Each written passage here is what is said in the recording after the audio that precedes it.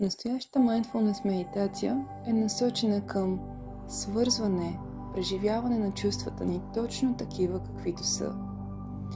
Без оценка, без осъждане. Но преди да преминем към самата практика, искам да ви споделя кратка история.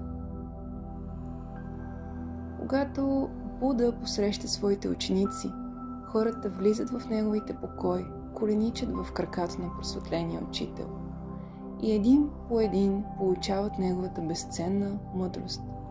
Буда споделя знанието си от сърце, независимо от къде и с какъв произход са неговите ученици или с какво потекло. До него е верният му предан Ананда. Хората минават един по един, но изведнъж Ананда оповестява, че се е появил не кой да е друг, а демонът Мара. Най-големият враг на Буда, най-големият негов зложелател. Но Буда вместо да се стресне, да побегне, той остава на място, дори се усмихва и простичко отвръща. Покани го, покани Мара. Нека да изпием по един чай. И точно това отношение искаме да имаме към нашите чувства, особено към тези, които за нас са по-предизвикателни, интензивни. Искаме да ги поканим, да ги видим, да ги чуем, да се свържем с тях или да изпием по един чай. В този смисъл няма позитивни и негативни емоции, а всяко едно усещане е нормално. Всички хора преживяваме целия спектър от емоции. Всяко чувство носи безценно послание, стига да позволим да го чуем. Усещанията ни са един вид пътни знаци. Казват ни стоп, обратен завой, задънена улица, обърни надясно или наляво. И ще завърши нашето въведение с цитат от будистката монахиня Пема Чодрон. Много е полезно да осъзнаем, че емоциите, които имаме, и позитивните, и негативните, така наречени, са точно това, което ни е нужно, за да бъдем изцяло хора, да бъдем живи. И така, нека след няколко дълбоки съзнателни вдишвания и издишвания да заемем удобна позиция. Каквото и да означава това. Седнали, легнали, изправени, или може да чуем този запис, докато изпълняваме ежедневните си задължения.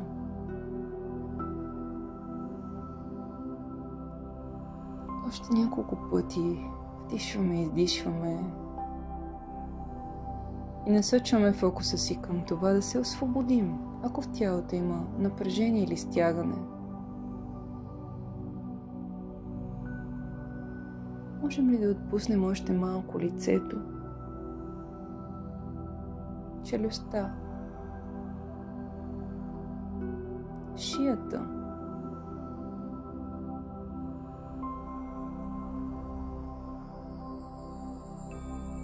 позволяваме на раменете да натежат към земята, да се отпуснат, както и на сърцето и на корема.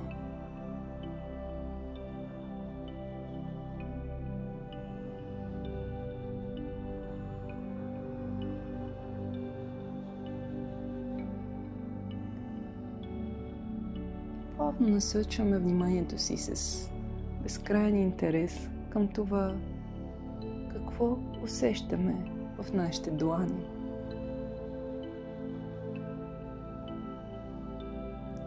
Има ли топлина? Има ли hlad?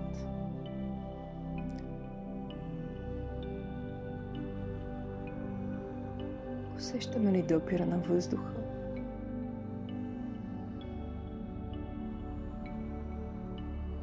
Пръст по пръст чувстваме ръцете ни отвътре навън.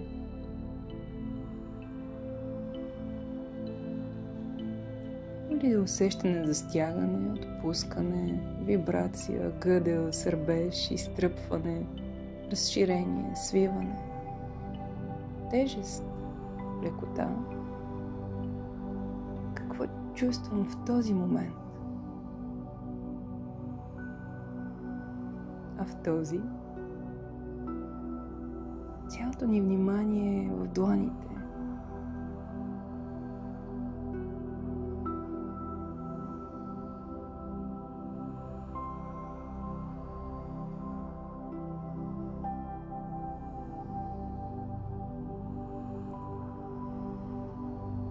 Осъзнаваме и дишането. Можем да поставим ръка на корема или гърдите, усещайки нейната топлина. Проследяваме дъха. Може би ще забележим как корема се надига и се спуска, или пък гръдния кош. А може би ще усетим потока въздух на вдишване, по-хладен, и по-тъпъл на издишване над горната устна под двете ноздри. Цялото ни внимание е насочено изцяло върху дишането, усещанията на тялото.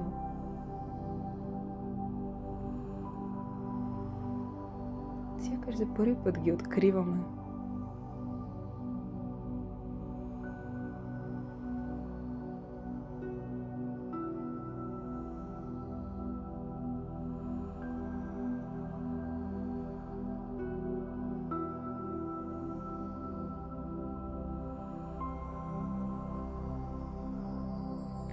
Леко и нежно насочваме вниманието си към ходилата. И по същия начин чувстваме какво се случва с тази част на тялото. Усещам ли допира на земята? Има ли някакви телесни усещания? Използваме тялото като инструмент, за да се позиционираме в настоящия момент, за да се свържем с себе си в най-голяма дълбочина. Сканираме пръст по пръст.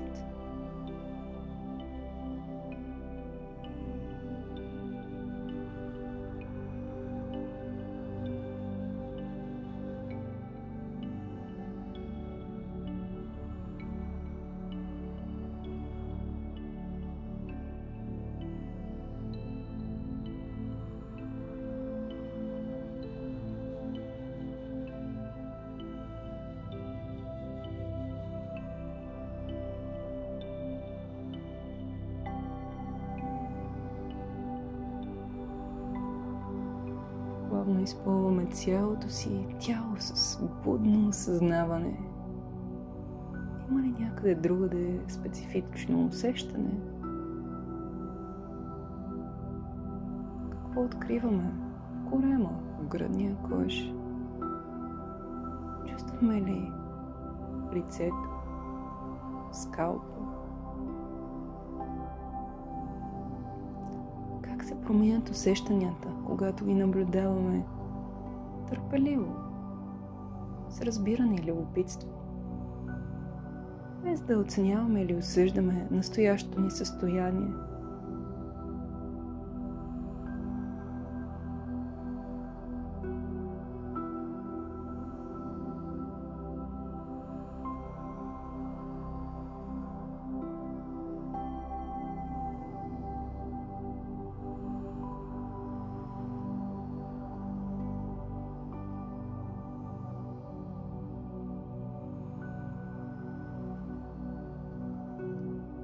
Ако вниманието се отклони, това е съвсем нормално. Усмихваме му се и отново го връщаме към усещането на тялото или дишането, а можем и да осъзнаем звуците в околното пространство.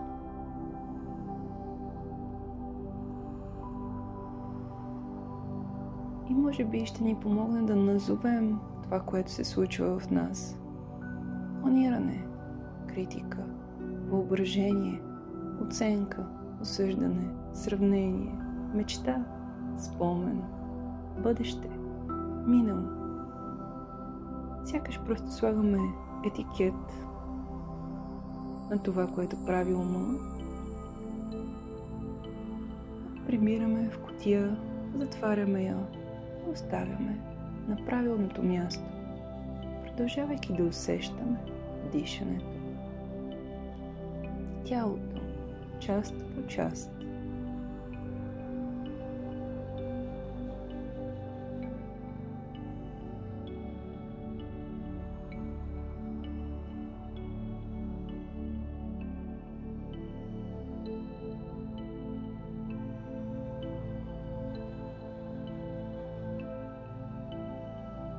Този процес на добронамерено наблюдение сякаш съзерцаваме залез или приказ на горска гледка.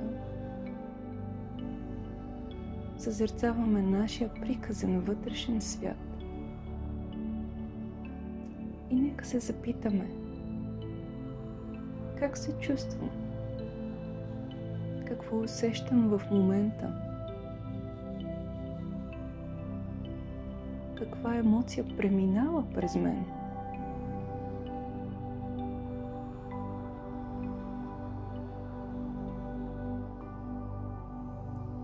Питаме се така, както би ни попитал най-добър приятел, с грижа, с добронамереност.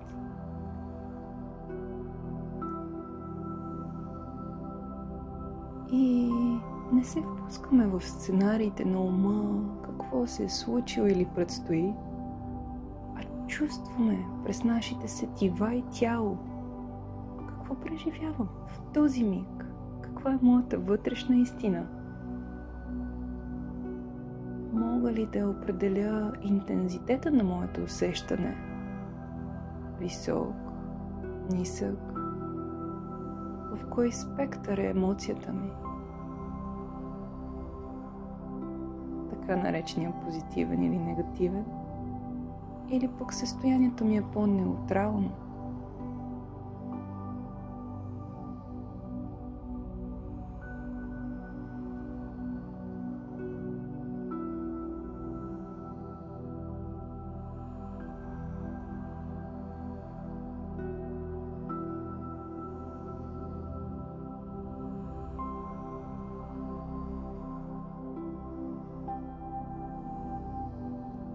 Осъзнаваме дишането и пространството, което заема тялото.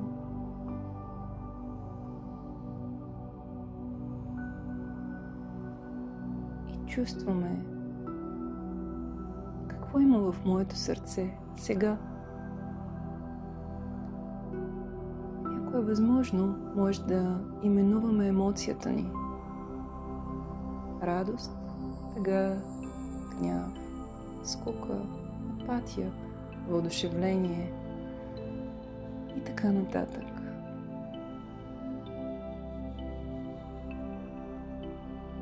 Каквото и да е нашето усещане, то е напълно окей.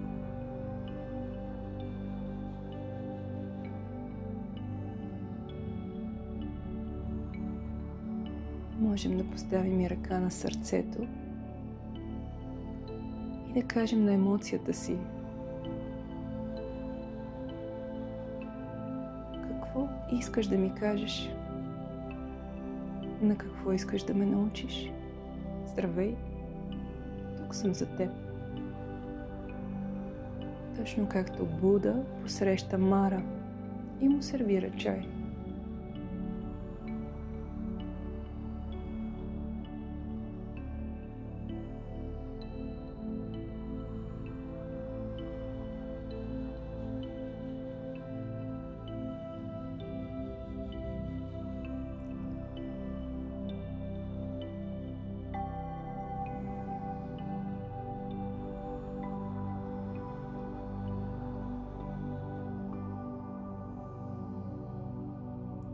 Не доловим специфично усещане, това също е окей. Можем просто да си прошепнем: няма емоция или няма усещане.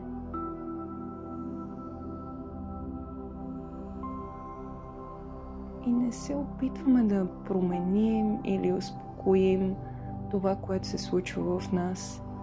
Единствено го наблюдаваме. Сякаш правим крачка в страни, така както бихме гледали лятна буря от уютна веранда. Ние сме на сигурно място. Бурята се разразява, може да е огромна и страшна, но ще премине. И каквото и да ни се случва, си напомняме, че не сме тези емоции. И това ще мине. И това е част от мен. И за това има място в просторното ми сърце.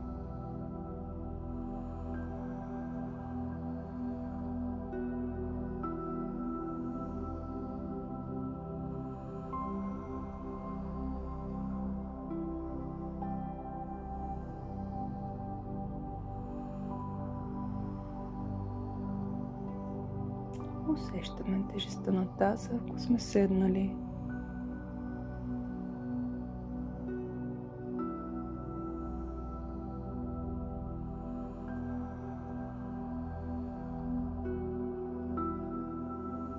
И можем да се запитаме, къде живее тази емоция в тялото ми? Къде усещам радостта, скуката, завистта, безразличието, объркването, одушевлението? Как точно го усещам? Като топлина, свиване, стягане, отпускане, разширение, гъдел, лекота. Обръщаме особено внимание на корема, гърдите, лицето и раменете.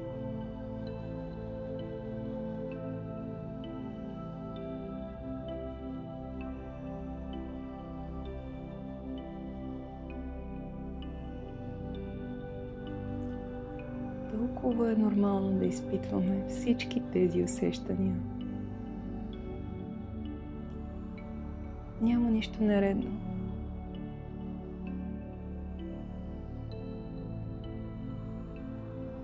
Единствено би било нередно, ако им се съпротивляваме или ги отбягваме, защото тогава се откъсваме от самия живот. Откъсваме се от себе си. Откъсваме се от другите и природата. А сега се опитваме да се свържем и да позволим на чувствата да протичат, както тече, ромоли, ручи в планината. Понякога е по-пълноводен, понякога пресъхва. И сега ние сме тук. С ръка на сърцето може да прошепнем на чувствата ни. Здравейте!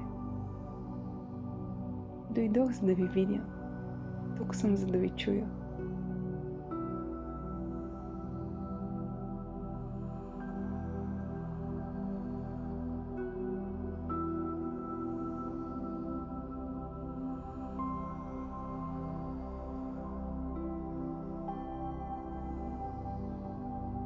Какво усещам?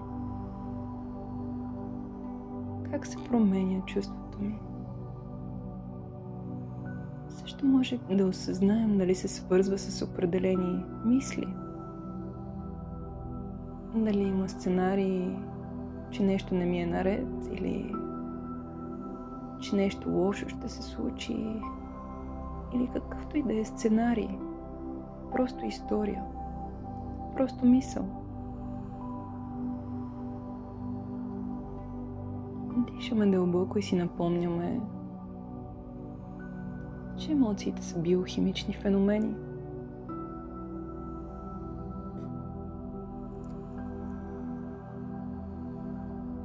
Имат начало, пик, спад и преминават.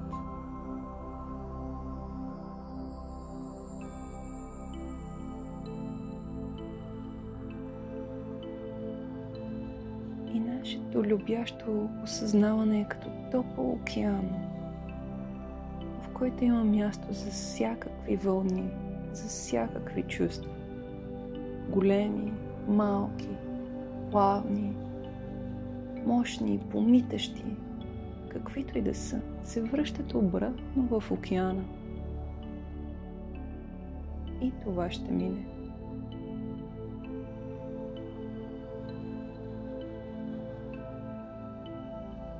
Можем вътрешно с мека усмивка да се поклоним на емоцията. Допускам те. Или пък дори да й кажем благодаря ти на това, което ме учиш. Може би иска да ни предпази от нещо или да ни покаже как по-добре да се грижим за себе си.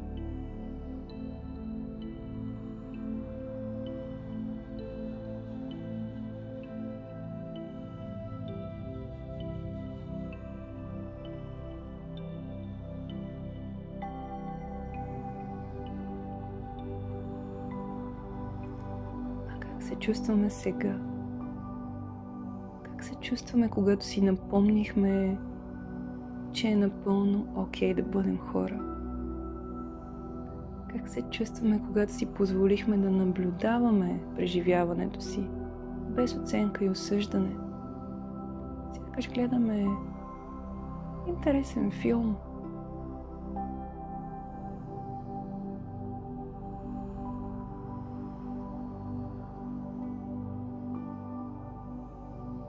Слушаме приказка, но сме отстрани, като наблюдатели, които имат добро отношение.